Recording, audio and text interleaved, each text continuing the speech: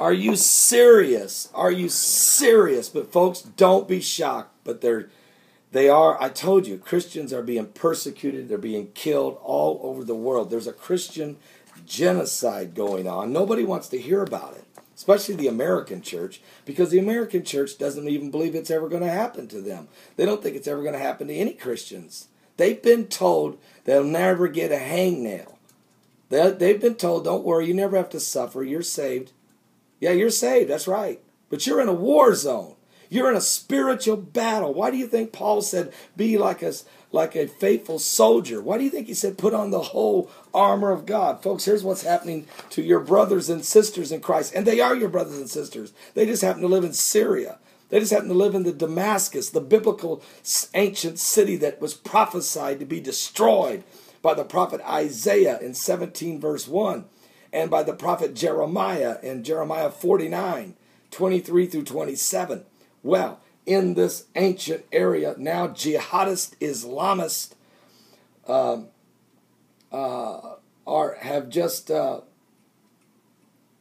crucified a person.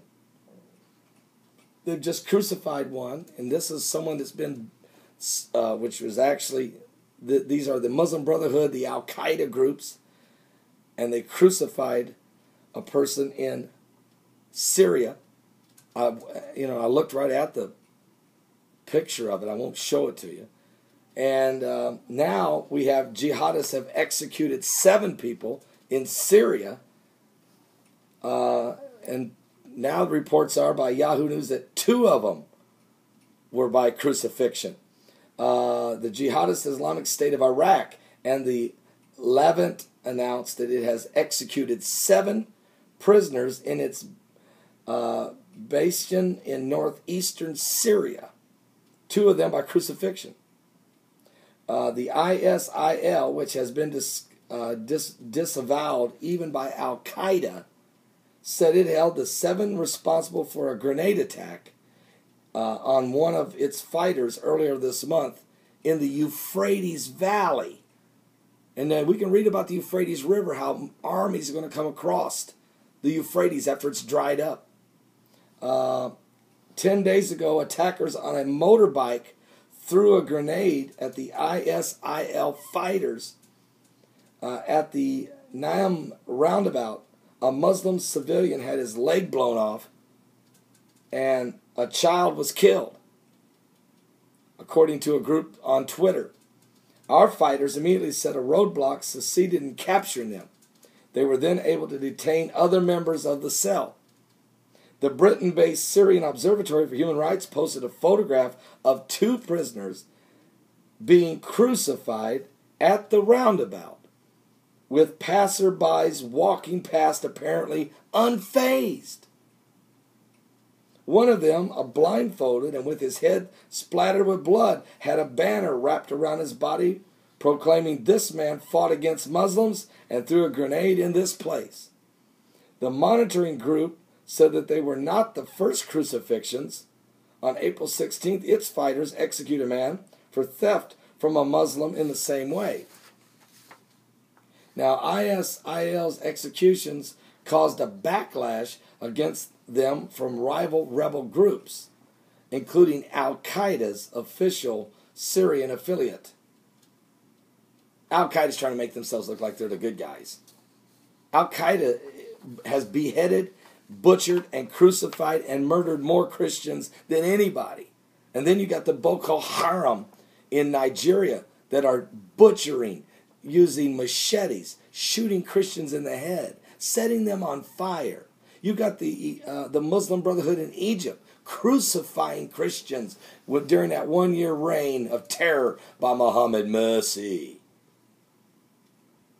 Christians are being beheaded in Tunisia. Christians are being butchered and executed and beheaded and murdered in Oman and Yemen and Libya.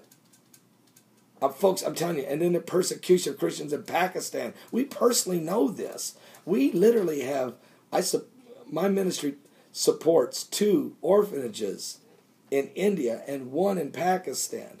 And both of them come under persecution. The Indian orphanages is due by the radical Hindus, which I know I was there and had them stick an M16 under my chin for preaching the gospel of Jesus Christ in an outdoor tent without a permit, which I didn't know you had to have a permit.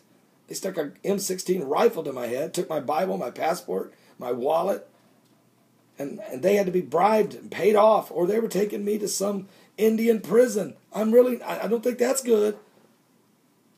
And in Pakistan, our evangelist there that we support and his orphanage he has there are being stalked and shoved off his bicycle and persecuted by Muslims all the time. In the media, and I notice here, they never tell you who they're killing. Yahoo doesn't want to tell you. But they're killing Christians. And these Christians are not going around with grenades. It's not Christians blowing up cars. This is an excuse to murder and to butcher and to maim and to destroy the Christians around the world. And America, wake up.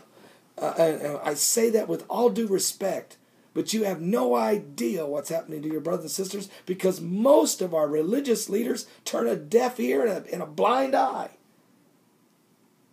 And because they're doing this, they're literally deceiving the congregations. They're not telling them what's really going on. That we're living in the days of sorrow, as it says in the Bible. And great persecution would come upon the believers. Matthew 24, verse 8, verse 9, verse 10. And Paul said, if you don't suffer for me, you can't reign with me. And them that live godly shall suffer persecution. Are you saved? We're in the last days. Don't miss today's broadcast. I'll cover this. I'll get the scriptures for you.